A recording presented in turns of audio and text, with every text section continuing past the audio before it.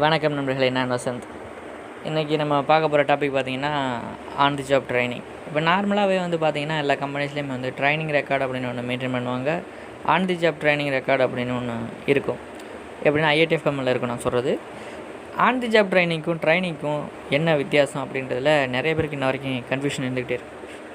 On the job training அப்படின்னா என்ன, normal ட்ரைனிங்னா என்ன அப்படின்றத இப்போ நான் சொல்கிறேன்.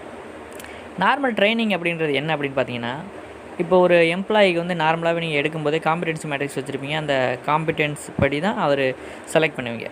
செலக்ட் பண்ணி முடிஞ்சதுக்கப்புறம் அவருக்கு அந்த காம்பிடென்சி மேட்ரிக்ஸை பேஸ் பண்ணி அவருக்கு என்னென்ன செட் ஆஃப் ஸ்கில்ஸ் எல்லாம் இருக்குது, எந்த ஸ்கில்லில் அவர் வீக்காக இருக்குது அப்படின்னு சொல்லி அதுக்காக தான் நீங்கள் ஸ்கில் மேட்ரிக்ஸ் போடுவீங்க. அப்போ அந்த ஸ்கில் மேட்ரிக்ஸில் அவர் எந்த ஸ்கில்லில் வீக்காக இருக்காரோ அந்த ஸ்கில்லை அவருக்கு ட்ரைனிங் பிளான் போட்டு ட்ரைனிங் ப்ரொவைட் பண்ணுவீங்க. இது normal training. On the job training அப்படின்றது பார்த்திங்கன்னா, ஒரு புது எம்ப்ளாயி நம்ம கம்பெனிக்கு எடுக்கிறோம்னு வச்சுக்கோங்களேன். அந்த கம்பெனிக்கு புது எம்ப்ளாயி எடுக்கும்போது அவருக்கு தேவையான ட்ரைனிங்கை நம்ம ப்ரொவைட் பண்ணணும். அதாவது நம்ம கம்பெனி என்ன ட்ரைனிங் அப்படின்னா, நம்ம கம்பெனி புதுசாக இருக்குது. அப்போ நம்ம கம்பெனியில் உள்ள சிஸ்டம் என்னென்ன இருக்குது, எந்தெந்த டிபார்ட்மெண்ட்டில் என்னென்ன ஒர்க் பண்ணுவாங்க, அது எப்படி ஒர்க் பண்ணுவாங்க, யாருக்கு ரிப்போர்ட் பண்ணணும், எத்தனை டைம் ரிப்போர்ட் பண்ணணும், இந்த மாதிரி ஆக்டிவிட்டீஸ் எல்லாமே அவங்களுக்கு தெரியாது.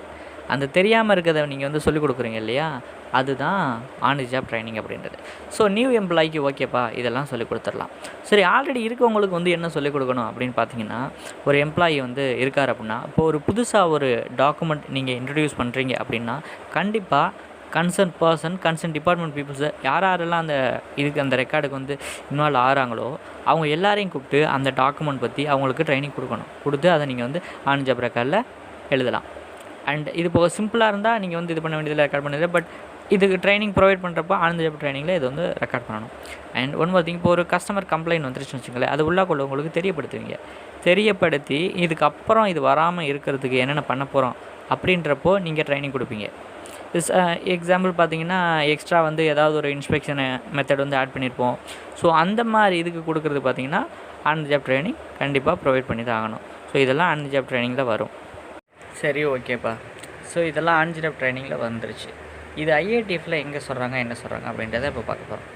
IATF ஸ்டாண்டர்டில் 7.2.2ல் competence on the job training அப்படின்னு ஒரு செக்ஷன் இருக்குது. அதில் என்ன சொல்கிறாங்கன்னா, the organization shall provide on the job training for personnel in any new or modified responsibility affecting the conformity to quality requirement, internal requirement and regulatory or legislative requirement. அதாவது இதில் என்ன சொல்கிறாங்க அப்படின்னா, இன்டர்னல் ரெக்குயர்மெண்ட், குவாலிட்டி ரெக்குயர்மெண்ட், அப்புறம் statutory and regulatory requirement and legislative requirement, இதையெல்லாம் affect பண்ண இந்த ரெக்குயர்மெண்ட்டை fulfil பண்ண என்னென்னவெல்லாம் தடையாக இருக்கோ அதையெல்லாம் இந்த ட்ரைனிங் மூலமாக ப்ரொவைட் பண்ணி அவங்களுக்கு இந்த ட்ரைனிங்கை ப்ரொவைட் பண்ணணும். இது நார்மல் எம்ப்ளாயீஸ்க்கு மட்டும் இல்லாமல் கான்ட்ராக்ட்லேருந்து வர்ற எம்ப்ளாயீஸ் அண்ட் ஏஜென்சியோடலேருந்து வர்றாங்க இல்லையா, அந்த எம்ப்ளாயீஸ்க்கும் ப்ரொவைட் பண்ணணும் அப்படின்னு சொல்லியிருக்காங்க.